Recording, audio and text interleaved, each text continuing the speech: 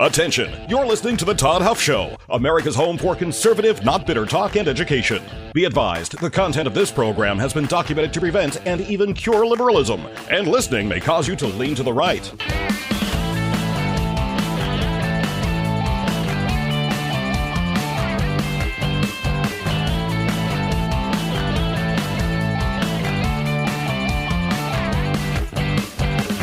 And now, coming to you from the Full Suite Wealth Studios, here's your conservative but not bitter host, Todd Huff. Well, that is right, my friends. You have tuned in to America's home for conservative, not bitter talk. This is the day after the Indiana primary, which was yesterday. I want to talk with you about this because you may have seen. Now, listen, I know many of you are not in Indiana, and that's okay because this is something that applies nationally. But there is a bit of a phenomenon here in Indiana, and that was Indiana Republicans back in, when was it, December or January of this year, had the final vote, Senate Republicans, to redistrict in the state of Indiana. They did not. They voted against it, even though Republicans, including me, went to the State House, lobbied our representatives, our senators, to vote to approve the new maps. The House in Indiana, Republicans, they did vote to redistrict, which would have given Republicans an advantage in all nine of our districts, at least on paper. There are no guarantees. That's part of this redistricting war that may, on a case-by-case basis, come back to bite some of the party in power who did it in whichever state that they actually redistricted. They may find that they made the margins too thin, and they end up losing some of these seats. They think they're going to win, but that was the plan. And I want to go through this because Trump didn't mess around. Trump went after the Republican senators, state senators in this state who voted against redistricting. And the 7 that he targeted, 5 of them were defeated in the primary. 1 of them has won. And as I can tell as of right now, the time that I'm speaking these words at this very moment, the 7th of those races is separated, I believe, by 3 votes. Literally 3 votes.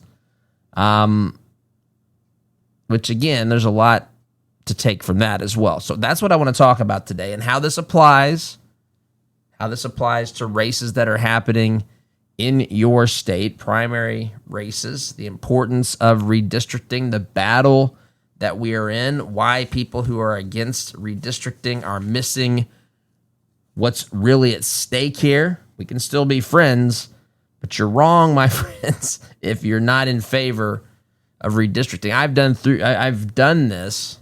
I've been a very vocal proponent of states doing this. And by the way, am remarkably consistent when Democrats decide to do it.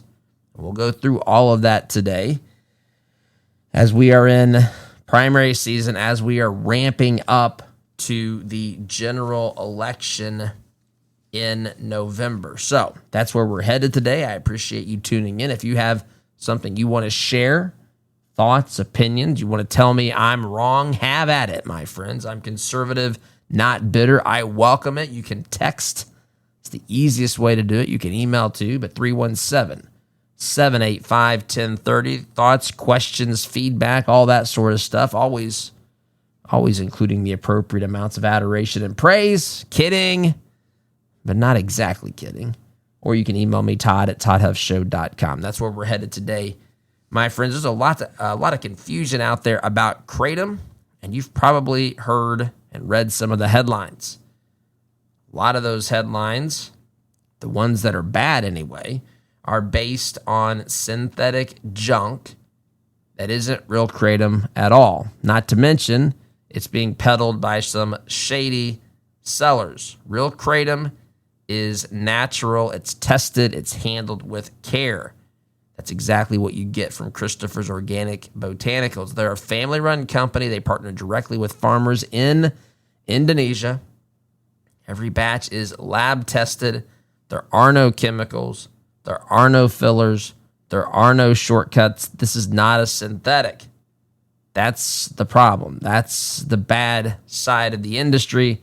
And those are the folks that bring that stuff to market. They're the ones that's giving Kratom a bad name, and they're the ones that are creating the bad headlines. This, Real Kratom, is a trusted herbal option that's been used for generations. It's a real alternative for people looking for something that does not come with a warning label that is as long as a CVS receipt. So do your research, and once you're comfortable, you can start with their Kratom Starter Pack. Coupon code Todd Huff gets you 10% off your first order. Christopher'sOrganicBotanicals.com.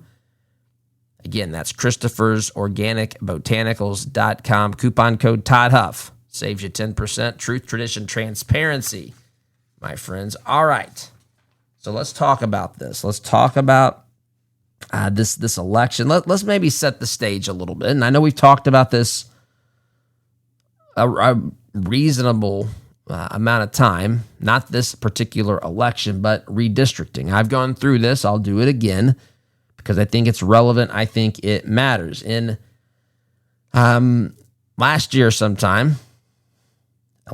Trump made a phone call. Trump made a phone call to Texas, and he said, listen, I need you, the state of Texas, to draw new districts so that we have a better chance of winning more Republican seats in Texas.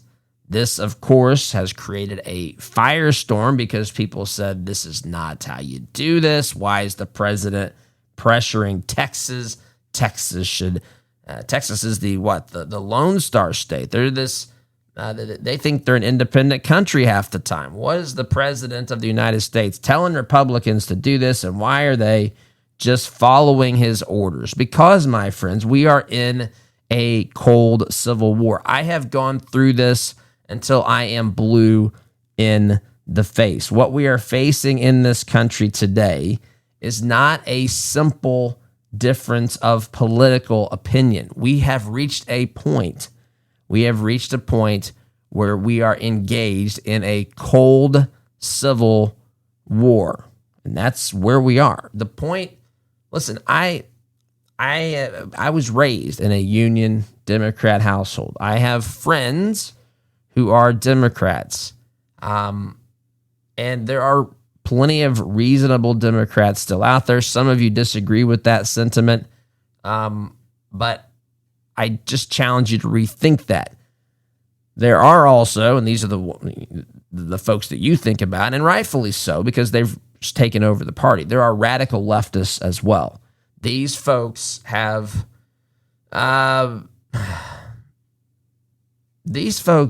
abandoned truth altogether. These people, the truly radical left, this is where the LGBTQIA plus whatever agenda, or maybe it's two I's and one A, whatever the case, that's where this stuff comes from. This is where the trans agenda comes from, the radical left. These are people who try to rewrite nature's rules. These are the people who try to deny that there is a God in nature. These are the people who are at war ideologically with the creator of the universe. I know that that's heavy language, but friends, I mean it. These are people who want to deny reality as it is. And it's at its core, I'm telling you, this is spiritual. Now, there are people who are atheists who are in other political groups. There are people who don't like God that are conservative or liberal or Democrat or Republican. That's going to be consistent. But the radical left's worldview is it is predicated and built upon a godless ideology. There is no such thing as truth or objectivity. Everything is basically antithetical to truth, to Scripture, to the reality of the universe, to what our founders discovered. These folks hate this nation as founded. They want to see a government with more control. Government to these folks is, in fact, their God. They believe political power that's what they worship. Worship, by the way, is the thing that we consider ultimately worthy. Everybody worships something. Everybody has something that's at the top of their lives, something that's considered paramount. And these folks consider, it can be a couple different things, but government, or it can be their worldview that puts them oftentimes tries to anyway. They don't succeed, but puts them in the seat, the throne of being God. And there are some crazy and dangerous ideas that come from this. They reject truth. They reject Western civilization. They reject so many things that are rooted in common sense and that are valuable and good and decent. They reject it all. And they reject it all because they are at war with their creator. This is a specific segment of people. I am not applying this. I've gone through this ad nauseum. This is not applied to every Democrat, but these are the folks that have grown more and more control of today's Democrat Party. They will stop at nothing. Hear me say this. You want to talk about where the assassination culture comes from? This is where it comes from. These are folks who are cheering the assassination attempts of President Trump. These are the people who post on social media after an attempted assassination that they wish that the shooter had spent more time taking target practice and things like this. This group, what they believe is absolutely wicked and depraved. There is no good, there is no redeeming value in the radical left's movement. Now, as with any political spectrum, some people may not fall firmly in that camp, but they have kind of a bit of a love affair with some of these individual pieces of the radical left's ideology, which includes things like communism. It just has to be, it's not even necessarily consistent for these folks, whether they're communists or fascists. They just want big government. They just want people who are conservatives to pay the price, even the point of paying with their lives. This is what we're up against. This is the most dangerous domestic threat that we have, and they are gaining political power. There's lots of reasons for this. I would say first and foremost, the biggest reason for this is the spiritual crisis America finds herself dealing with today, where people have deviated from truth. People have rejected the gospel and biblical teachings, the gospel of Jesus Christ. They have pushed themselves away, or in some cases, you'll see some woke and leftist pastors. I saw a video of one recently who was criticizing Jesus, saying how Jesus wasn't very interested in family values and all this sort of stuff. Didn't care about people. It's a wild thing to say for someone who claims to be a pastor. And so there's some of that. So sometimes they try to co-opt. It's a multi-front, multifaceted strategy. And if they can't get people to abandon the truth directly, they'll try to tunnel themselves into these positions where they can deceive people as to what the truth really is. So, for example, if you can't take down a church, then why don't you just infiltrate it and start teaching things that are antithetical to biblical teachings? Just as an example, these are rabid people. These are dangerous people. They believe that they are entitled to what you have. They believe that it is your job to fund whatever fantasy they have, whether that is to pretend that they're a woman if they're a man, or a man if they're a woman. They can't define what the term woman means. These people are completely rudderless. They have no direction. Their ideology is built upon the sand. The truth is far from them. These are the people who, when the Bible says, woe to those who call evil good, we're circling the target here. Listen, and I'm not here to say that conservatives are perfect and anything like that. But I am here to say that this specific group of people, and they have taken great power in the Democrat Party today, they are dangerous. I don't just mean politically dangerous to where they're going to stop good ideas. I mean causing the unraveling of our society, causing the deaths of unborn children. These aren't just people who had an abortion 30 years ago and who are repentant and saddened by what they did. These are the people who celebrate, who party behind a podium at an abortion rally and brag about the number of abortions. These are people who have completely lost their way, and they are the target. They have found people to go to Washington, D.C. and to represent their godless and completely evil, wicked, depraved, morally bankrupt worldview and ideology. This is who we're up against. These are the people who want us to lose in Iran. These are the people who hate, again, everything about God, this nation, its founding, you name it. If it's good, they're typically almost always on the other side. They do not stand up for what is good and true and right. These people are, by definition, the problem, and they must be stopped politically. That's who we're up against. Now, let's go back to the discussion of redistricting. Indiana, so Trump made the call to Texas. This upset the media. This is not how this is supposed to be done. You know, this sort of thing had always been done, maybe not mid-decade redistricting, but when districts were drawn, these are some of the games and the shenanigans that had taken place. In fact, I will tell you, and I stand by this, go and look at Democrat blue state maps. You will find that Democrats have squeezed, I don't want to say they've squeezed everything out of their current maps, but they've squeezed a whole lot out of their current maps, meaning in states like Massachusetts, you will see that there are not Republican districts or districts that Republicans have a better than 50% chance of winning because they've already done this. They've already gone through the games. Now you can say, well, they did it at the typical timeline, which is every 10 years after the census when states are required to redraw their maps or at least take a look at it to see if those maps need to be redrawn.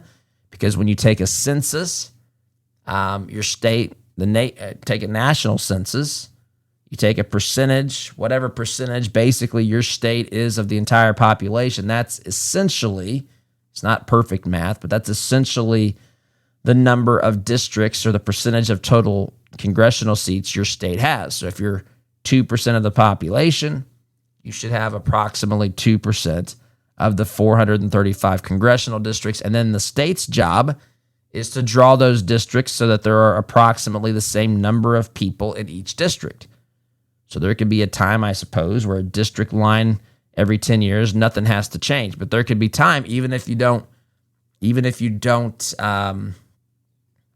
have a net gain or loss of seats in your state, you may have to still redraw the lines because of where the population growth or decline has been in your state, and you've got to adjust the boundaries here and there. So typically, this stuff is done every 10 years after the census, and apparently it is a problem, or it's not a problem if you do it then, but it is a problem if you do it at any other point. The problem is that's not true. The problem is there's nothing in the Constitution that prohibits a state from redrawing its district lines. There's nothing. At a mid-decade, there's nothing that prevents it.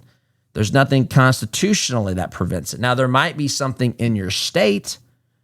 There's 50 states. States have different rules. Some states don't address it at all. They just leave it up to their state house. That's been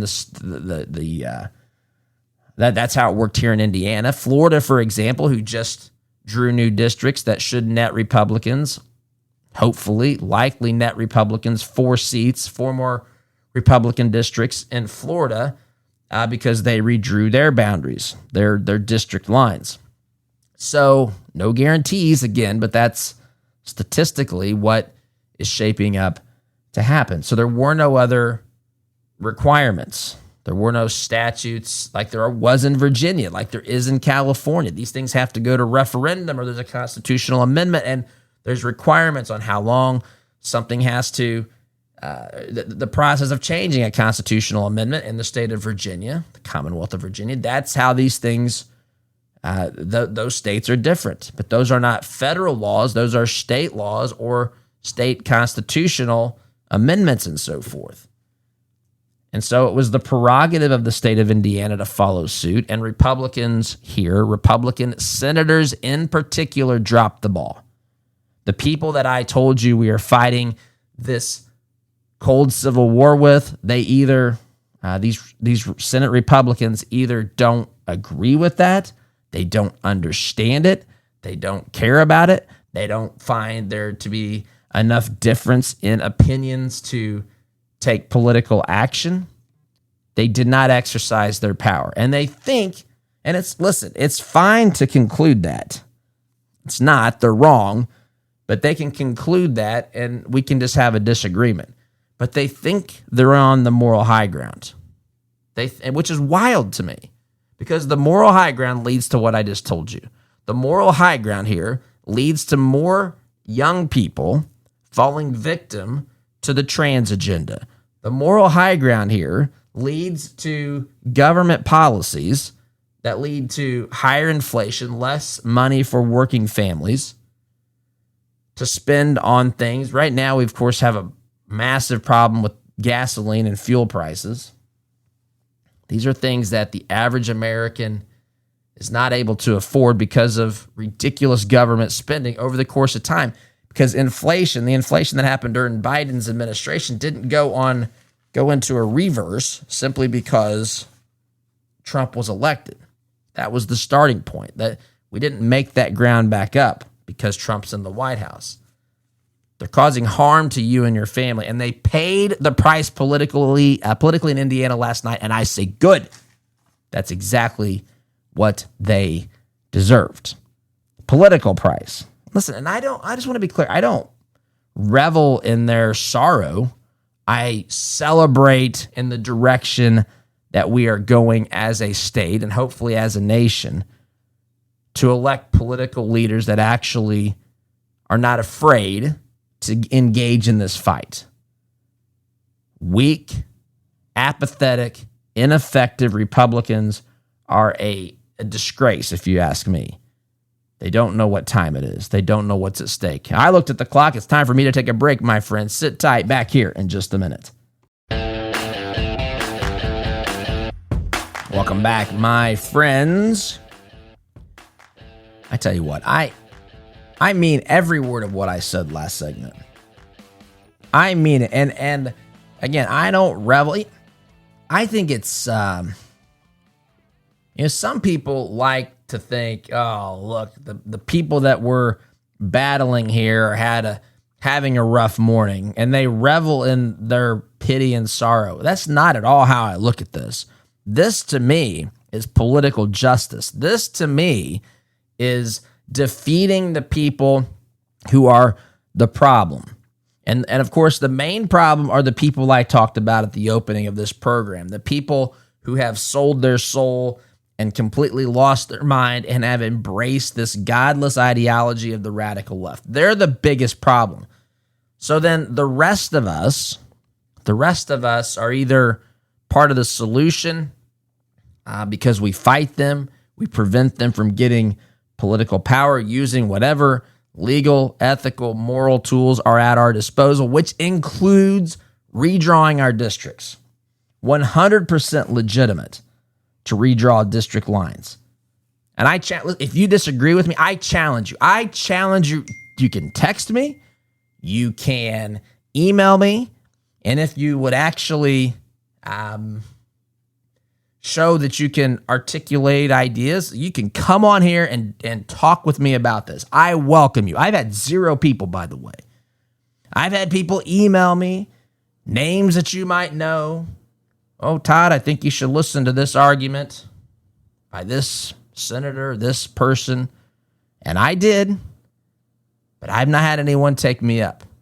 Prove to me why I'm wrong. Prove to me that the Republicans who allow this crap, who don't engage in the fight, who are apathetic, prove to me why they couldn't have done why they couldn't have done what I wanted them to do and redistrict. What was so morally reprehensible about this? Oh, I've had people tell me, "Oh yeah, I'm going to do this. Let's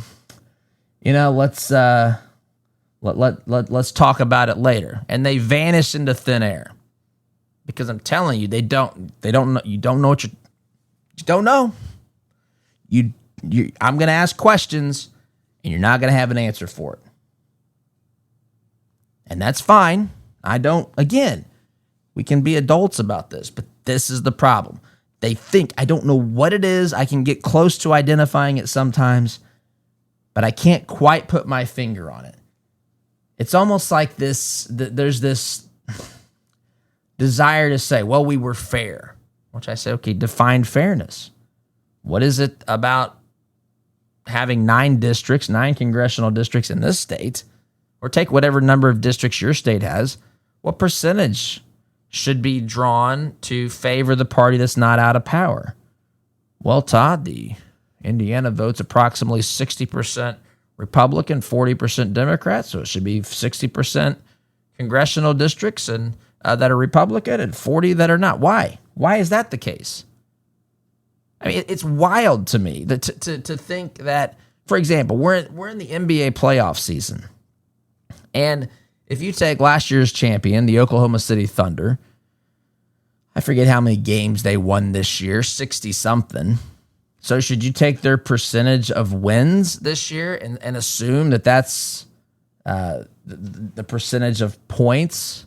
So for example, if someone wins 60% of their games, does that mean if you add up the points within their individual games and you tally those for all the 82 games of the season, are you telling me that they got 60% of the total points scored and the other team had 40%? Is that what you're telling me? Maybe they won 60 games by I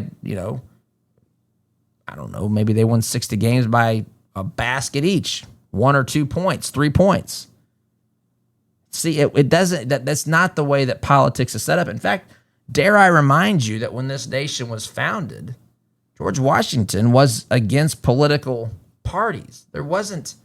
They didn't write the Constitution with the idea that there were going to be. People could see political parties coming. I don't mean to say that, but they didn't say, "Well, let's be fair to both parties." No, they understood that, yes, there were going to be political parties, but who's to say there's going to be 2 or 3 or 5?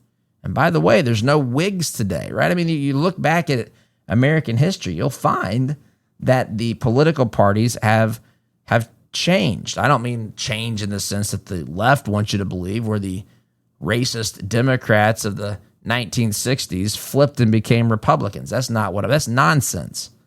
But the political groups have ebbed and flowed over the course of time. Even the parties that have remained in the modern era, the Republican Party and the Democrat Party, they have become more or less conservative, more or less liberal, and today the Democrat Party has become extremely radical left. That's what they've become.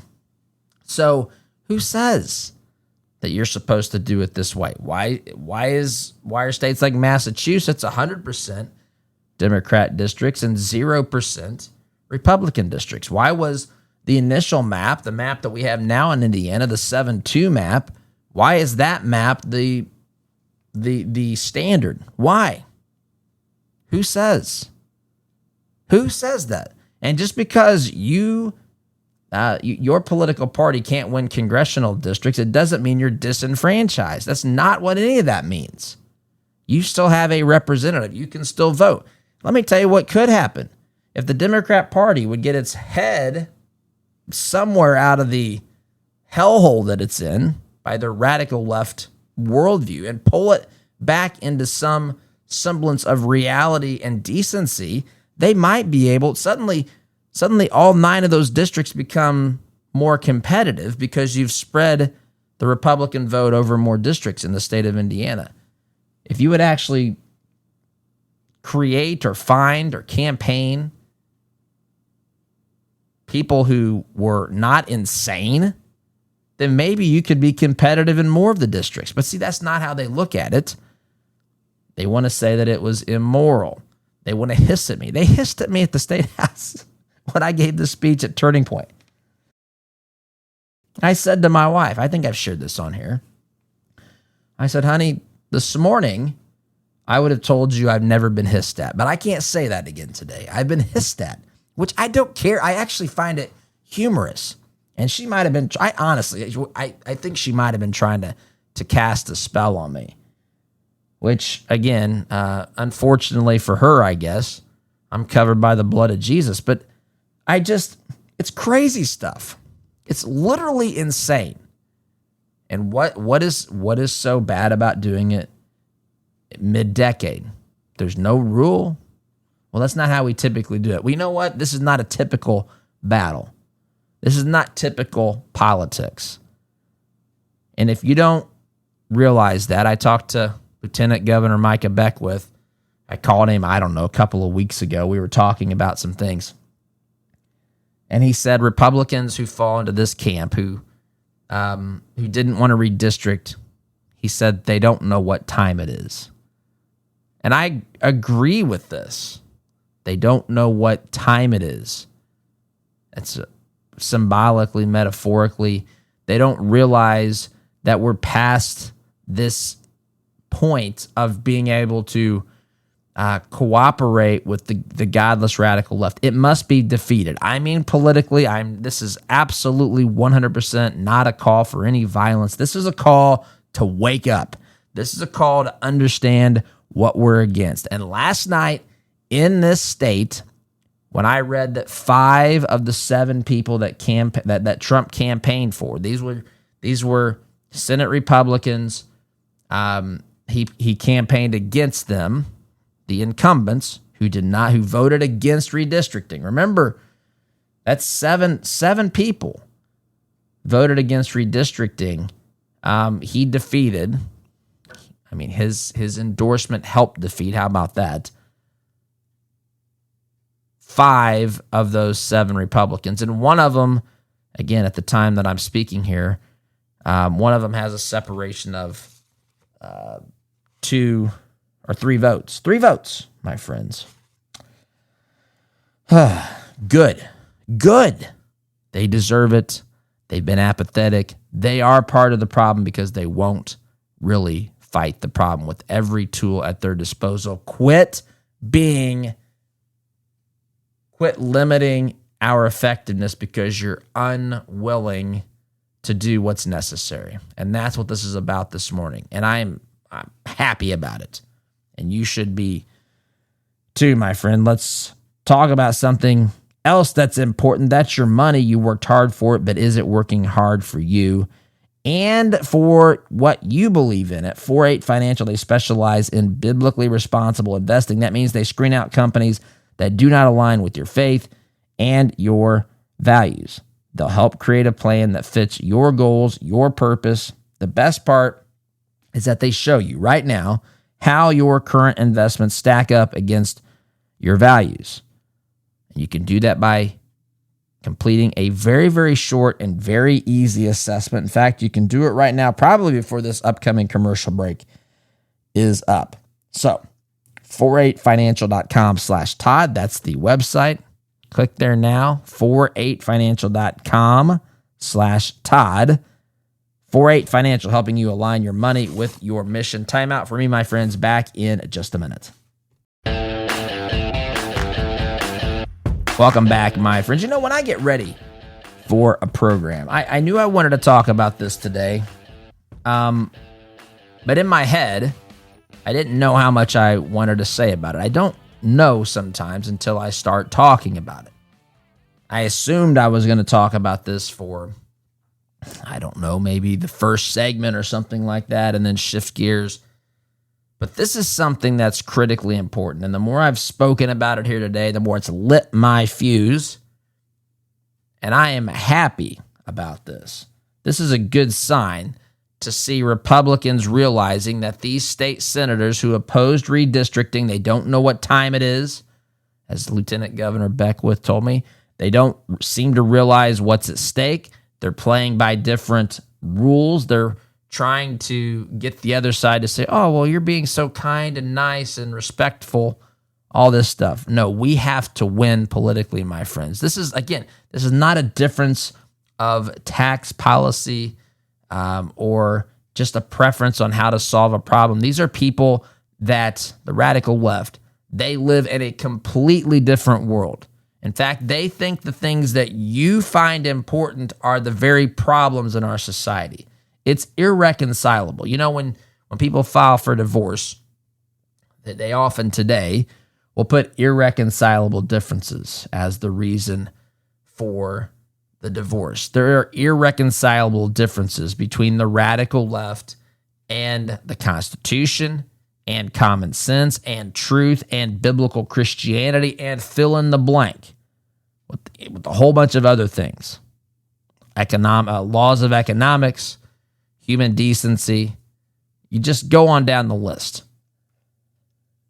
And the only path forward for this country involves politically defeating them.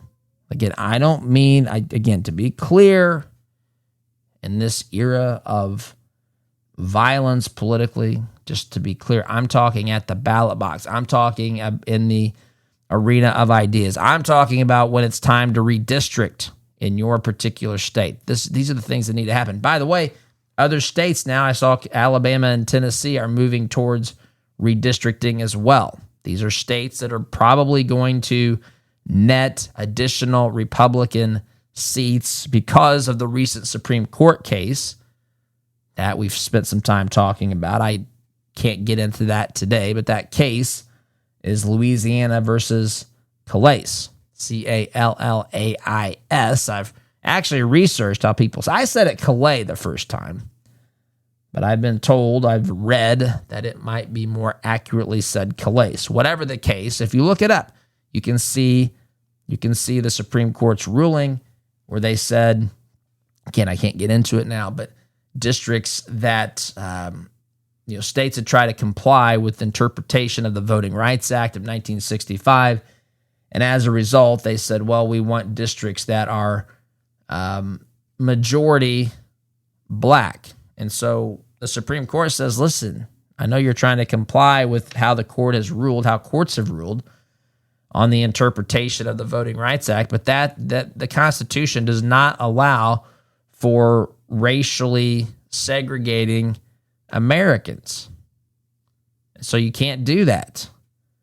And so you're going to have to fix those districts. And so these states are starting to do it. The Department of Justice said in the wake of this ruling, which was just last week, they said, look, this doesn't just apply to Louisiana. This applies to this is something that we're going to use as a tool to push forward and say, look, to be in compliance with the with the Constitution, you can't make districts based upon race. You can divide them politically, but you can't make race the predominant factor in where those lines are drawn. And so some of these states are taking it up, and be ready for states, again, Alabama, Tennessee, states in the South. There's a lot of them. There's a lot of districts that could currently be blue, that are currently blue, that may be turn red here in November. Sweet justice if it does. So, friends, maybe you've reached that stage where managing your money feels like juggling more than just numbers. There's tax planning, there's estate work, investment choices, a whole lot more. That's when Family Office Services can really make a difference.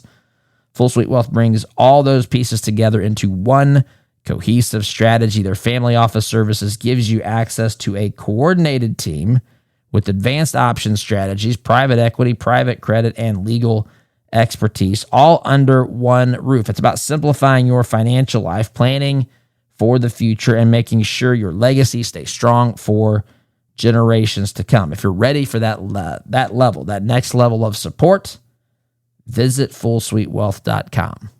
fullsuitewealth.com. Head on over there now. Build your legacy, secure your future. Thinking about building our legacy and securing our future. That's what this election was about last night, again in my state. But it's representative of what we're seeing elsewhere around the country,